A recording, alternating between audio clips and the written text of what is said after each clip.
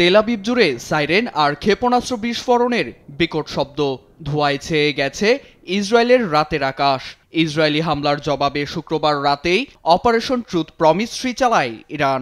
আঘাত হানে একাধিক সামরিক ও বেসামরিক স্থাপনায়।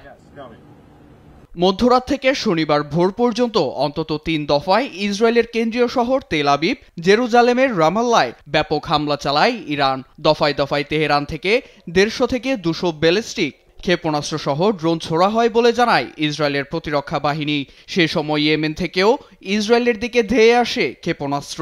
এসব মারণাস্ত্র প্রতিহত করতে যুক্তরাষ্ট্রের সহায়তায় তৎপর হয় দখলদারদের আকাশ প্রতিরক্ষা ব্যবস্থা। হামলায় একাধিক বেসামরিক স্থাপনার ধ্বংসাবশেষ ছড়িয়ে আছে।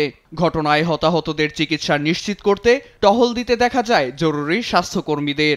ইরানের পাল্টা হামলার আভাসে ইসরায়েলের নাগরিকদের আগেই বাংকারের মতো নিরাপদ স্থানে সরে যাওয়ার নির্দেশ দেয় তেল আবিব প্রশাসন। এতে হামলার অনুপাতে জানমালের ক্ষয়ক্ষতি ঠেকানোকে এক ধরনের বিজয় হিসেবে দেখছে ইসরায়েল। হামলার সময় ইসরায়েলি প্রতিরক্ষা মন্ত্রীকে সঙ্গে নিয়ে বাংকারে অবস্থান নেয় দখলদার নেতানিয়াহু।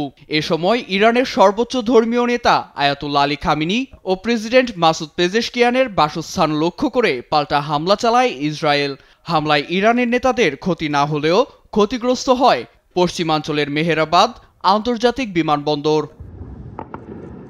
গভীর রাতে নিরাপত্তা উপদেষ্টাদের নিয়ে ওভাল অফিসে আলোচনায় বসেন মার্কিন প্রেসিডেন্ট ডোনাল্ড ট্রাম্পও।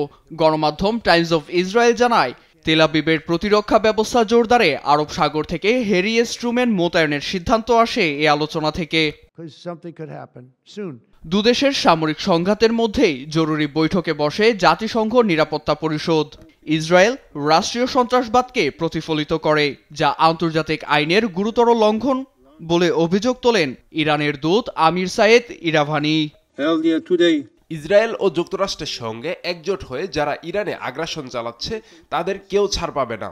ইসরায়েলকে সমর্থন দেয়া, অপরাধকে উস্কে দিয়ে মানবতা বিরোধী কাজ করা ও আন্তর্জাতিক শান্তি ভঙ্গ করার শামিল। ইসরায়েল শুরু থেকেই অস্ত্র দিয়ে মধ্যপ্রাচ্যকে অস্থিতিশীল করে তুলেছে। আমরা কোনোমতেই চাই না একটি বিধ্বংসী রেজিমের হাতে পারমাণবিক অস্ত্র তুলে দিতে।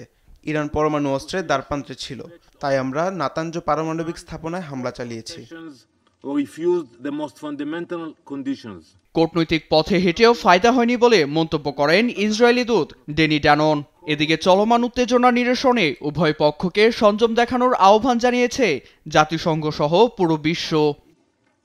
নীরব দাস, নিউজ ডেস্ক, দেশ টিভি।